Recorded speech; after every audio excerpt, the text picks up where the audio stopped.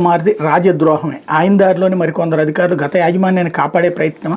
సంస్థ చైర్మన్ జీవీరెడ్డి సంచలన వ్యాఖ్యలు. ఏపీ ఫైబర్ నెట్ సంస్థ ఎండీ దినేష్ కుమార్ కొందరు అధికారులు రాజద్రోహానికి పాల్పడుతున్న సంస్థ చైర్మన్ జీవీరెడ్డి తీవ్ర ఆరోపణలు చేశారు. ప్రైవేట్ సంస్థలతో కుమ్మక్కు కావడం ద్వారా సంస్థ ఆర్థిక మూలాలు దెబ్బతీసి చర్యలకు పాల్పడుతున్నారని సంచలన ఆరోపణలు చేశారు. ఈ అంశాలను అడ్వకేట్ జనరల్ ప్రభుత్వ ప్రధాన కార్యదర్శి దృష్టికి తీసుకెళ్లి వాళ్ళ మీద చర్యలు తీసుకోవాలని కోరనున్నట్టు తెలిపారు.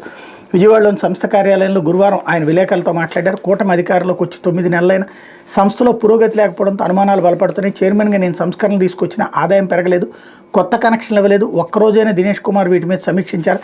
సంస్థను ఒక్కడుగు ముందుకు తీసుకువెళ్ళలేదు అన్నటువంటి వార్తని ఇక్కడ హైలైట్ చేశారు.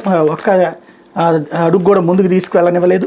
ఇదంతా ప్రభుత్వంపై జరుగుతున్న కుట్ర. గత ప్రభుత్వంలోని యాజమాన్యంతో చేతులు కలిపి ఫైబర్ నెట్ని చంపేయాలని ఎండీ చూస్తున్నారని మండిపడ్డారు.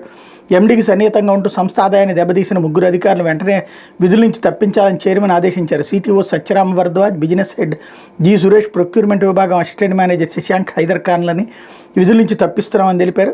గత ప్రభుత్వంలో జరిగిన అక్రమాలపై విజిలెన్స్ విచారణకు ఆదేశించినట్టు చైర్మన్ పేర్కొన్నారు. విచారణ అధికారులకు సహకరించాలని సిబ్బందికి ఎండీ ఎందుకు ఆదేశించలేదు? కొందరు వెండర్లకు చెల్లింపులు నిలిపేయాలని విజిలెన్స్ అధికారులు ఆదేశాలు ఇచ్చారు. అయినా 60 కోట్లు ఎందుకు చెల్లించారని పేర్కొన్నారు.